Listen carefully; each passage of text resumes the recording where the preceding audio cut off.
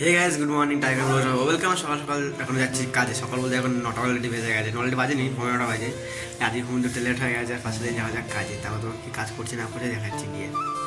অনেক কাজ করা হয়ে গেছে অলরেডি। আর কাজ বাজ করে এখন খাওয়া দাওয়া করতে গেছিলাম। খাওয়া দাওয়া করে এখন ছাদে চলে এসেছি রেস্ট নিতে। ফার্স্টে রেস্ট নিয়ে তারপর কি কাজ করছি না তোমাদেরকে দেখাচ্ছি পরে। ফার্স্টে রেস্ট নিয়ে যাবে ছাদে, এখানে রেস্ট নেবো বসে এখন।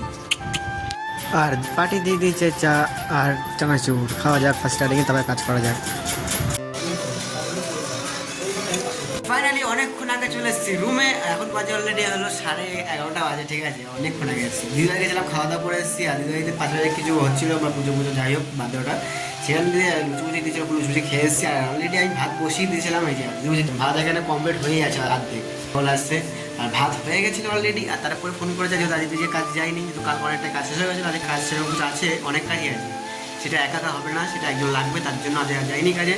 অলরেডি রান্না বসিয়ে দিয়েছিলাম। আর এখন তো অলরেডি অনেক বেড়ে গেছে, সেটা তো বললাম ফার্স্ট স্টার্টিংয়ে। এখন আর কিছু করার মতো কিছু নেই।